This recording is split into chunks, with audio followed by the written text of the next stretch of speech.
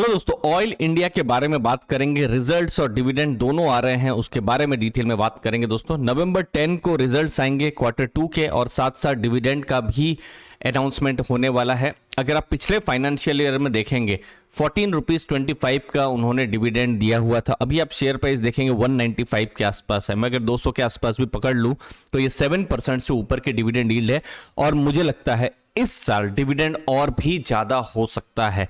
उसके बारे में भी मैं आपको बताऊंगा, क्योंकि जो ऑयल और गैस, क्योंकि ऑयल इंडिया ऑयल और गैस जो है वो एक्सप्लोरेशन कंपनीज हैं, और चूंकि जब तेल के प्राइस बढ़े हैं 2022 में, तो इन कंपनियों को सबसे ज्यादा फायदा हुआ है, खासकर ओएनजीसी और ऑयल इंडिया को। तो उनके जो रियलाइजेशंस हैं बहुत ज्यादा बढ़े हैं।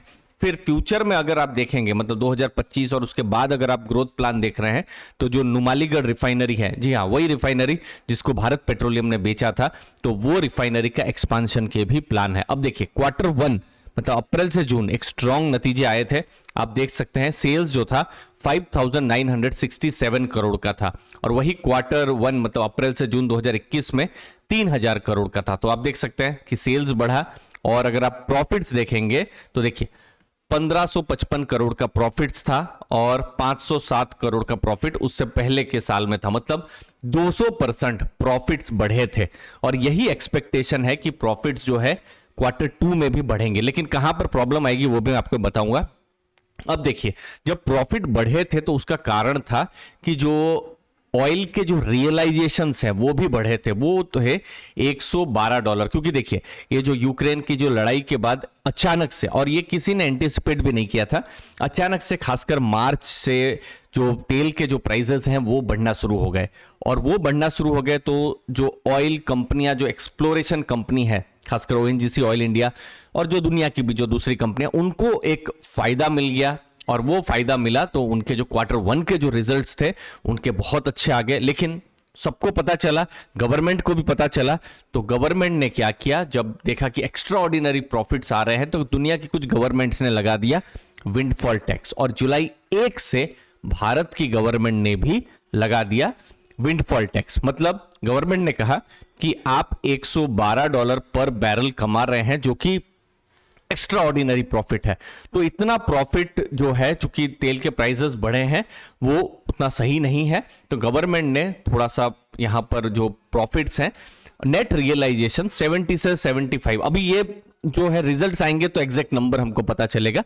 ये अंदाजा है 70, 75, 80 उसके आसपास ही रियलाइजेशन रहने की उम्मीद है। मतलब गवर्नमेंट ने कहा कि इतना जो भी प्रॉफिट होता है वो आप रखिए, लेकिन इसके ऊपर का जो भी प्रॉफिट्स हैं वो फिर एज ए टैक्स या विंडफॉल टैक्स ये हमको मिलना चाहिए। ठीक है, तो ये इंपॉर्टेंट है, क्योंकि देखिए तेल के प्राइसेस जब बढ़ गए थे तो उस हिसाब से आपने भी देखा होगा, खासकर 2022 में जो ऑयल, जो अपस्ट्रीम की कंपनीज हैं, ऑयल इंडिया, ओएनजीसी, उनको फायदा हो गया।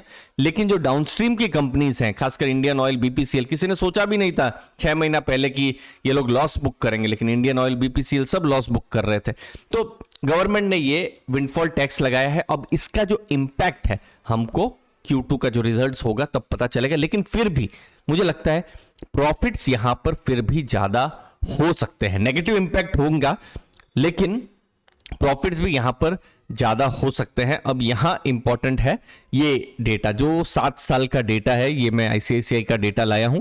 उनका कहने का है कि 7 साल का ऑयल का एवरेज है $57 पर बैरल, और गैस का है 3.4 जो डॉलर पर MMBTU। और अगर आप ये 7 साल का एवरेज है, और गवर्नमेंट अगर 75 कर देती है तो भी 7 साल के एवरेज से तो कंपनी ज्यादा कमाई रही है। और जो यहां पर 3.4 MMBTU गैस का प्राइस है, तो सिमिलरली ये भी लगभग 6 के आसपास रहने की उम्मीद है, $6 पर MMBTU रहने की उम्मीद है। तो एक अच्छा जो रिजल्ट है वो उम्मीद कर सकते हैं, और एक अच्छा डिविडेंड भी एक्सपेक्ट किया जा सकता है।